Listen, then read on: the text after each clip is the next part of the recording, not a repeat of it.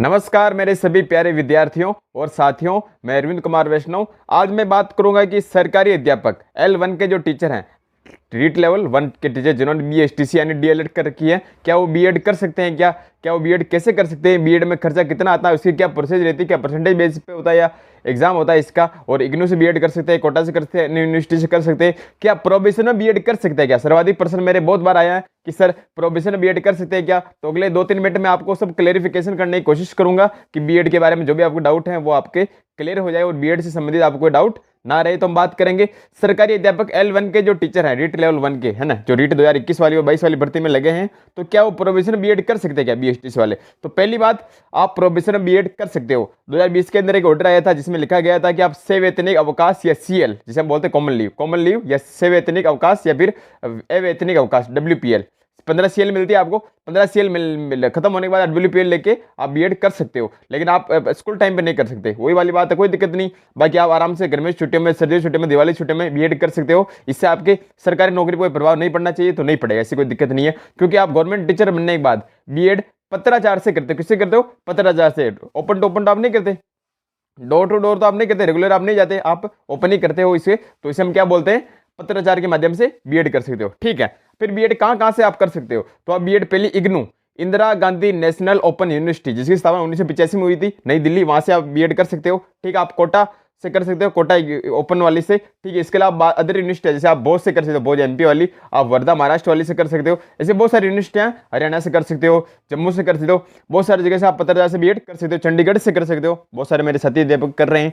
ठीक है, रही बात अब जैसे इग्नू से बीएड कोई करना चाहिए, तो इग्नू से बीएड की प्रोसेस क्या रहती है मैं आपको पूरा बताऊंगा। आप आराम से इस वीडियो को पूरा देखें, स्किप ना करें। देखिए, पहली बात, IGNOU Indira Gandhi national open university से आप बीएड कर सकते हो, कर सकते हो। पत्राचार से बीएड कर सकते हो, कर सकते हो।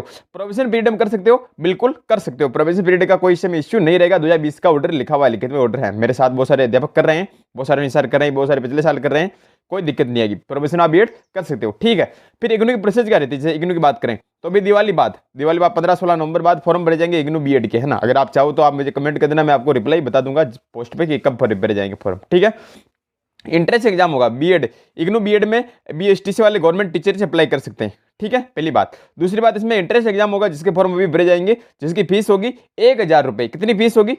1000 रुपए इसकी इंट्रेंस फीस होगी एग्जाम में बैठने की। ठीक है, इसका एग्जाम कब होगा सर? तो जनवरी में होगा। जनवरी के पहले सप्ताह में कभी भी एग्जाम हो सकता है। 2 सेंटर होते हैं, RC जयपुर और RC जोधपुर। जयपुर और जोधपुर 2 जोन होते हैं। आप कहां से भरो, आपकी इच्छा। आप जयपुर और पास हो जयपुर भर सकते हो, जोधपुर पास हो जोधपुर आप भर सकते हो। जयपुर और जोधपुर 2 जोन होते हैं। ठीक है, 1000 रुपये फीस है। अब इसकी किताबें आती हैं, आप पढ़ के जानना चाहो तो इसकी किताब आती प्रतियोगिता टुडे। कौन सी किताब आती?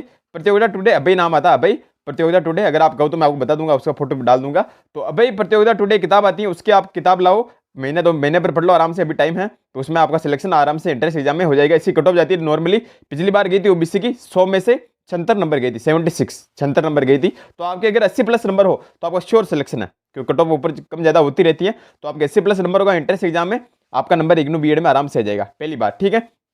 सिलेबस क्या रहता है उसके बारे में मैं बाद में बताऊंगा। ठीक है, ये आपका नंबर आ गया। इसके बाद क्या होता है? काउंसलिंग वगैरह होती है, फिर आप कॉलेज मिलते हैं। आप जयपुर में कॉलेज लेना चाहो, कहाँ लेना चाहो आप ले लेते हो, जैसे ठीक कॉलेज आपको मिल गया। फिर फीस कितनी होती है? तो इग्नू की फीस होती है 55,000 रुपए। 55,000 रुपए दोनों साल की फीस होती है। कितने साल की? दोनों साल की फीस होती है 55,000 रुपए। 2 साल की कहते हैं, लेकिन 2.5 साल लग ही जाता है इसमें।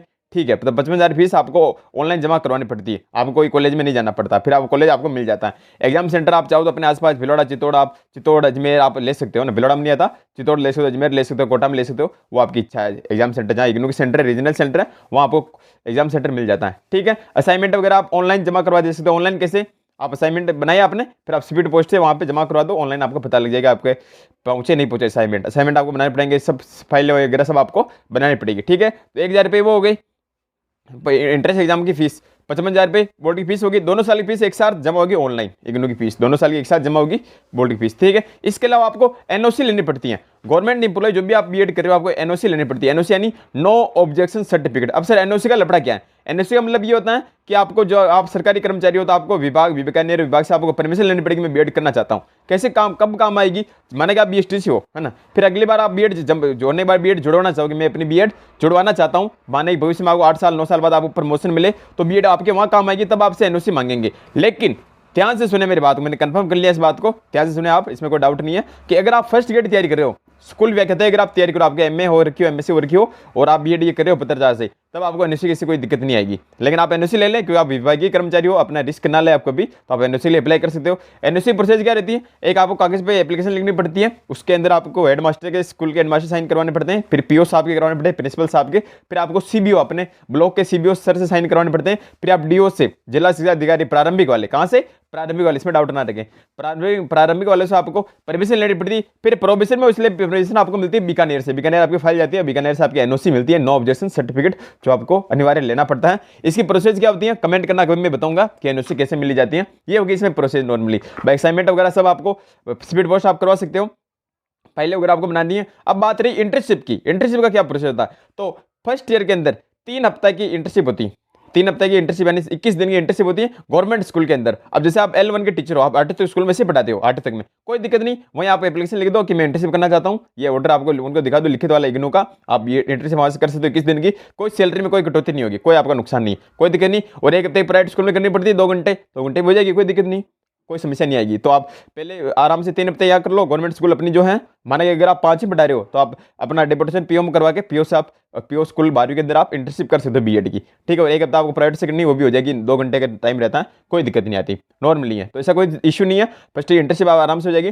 फायदा क्या है कि इंटर्नशिप आपको उसी स्कूल में होगी आप जहाँ पढ़ा रहे हो, तो आपकी फीस वगैरह में, अपनी सैलरी वगैरह में कोई कटौती नहीं होगी, तो आराम से हो जाएगी। भाई थोड़ा बहुत आपको लिखना पड़ेगा, थोड़ा बहुत पढ़ना पड़ेगा। एग्जाम सेंटर मैंने बता दिया, चित्तौड़ में आता, अजमेर में आता, कोटा में आता, आप जहाँ चाहो, जयपुर में आता, आप चाहो वहाँ पे ले सकते हो। आपके हो सकता है आपके होम डिस्ट्रिक्ट में आ जाए, वहाँ नहीं मिले तो आसपास आपको आराम से एग्जाम डिस्ट्रिक्ट मिल जाएगा। तो सब बात मैंने क्लियर करा दी। इग्नू के लिए आपको एंट्रेंस एग्जाम देना पड़ेगा, इसके लिए किताब आएगी प्रतियोगिता, बता दी मैंने, प्रतियोगिता टुडे जो अभी नाम से आती है, वो आप किताब ले आना। उसमें सिलेबस क्या रहता है कि सिलेबस जैसे हिंदी आती है, पहला पार्ट बताऊं जिसमें 80 नंबर की आप प्रोसेस आता है, पेपर होता है 100 नंबर का, पेपर कितने नंबर का होता है, 100 नंबर का एंट्रेंस एग्जाम होता है, जिसके अंदर हिंदी आती है, हिंदी आती, अब साइकोलॉजी आ गई है ना, जीके आ गया, ऐसी 4 चीजें उसमें आती हैं, ठीक है।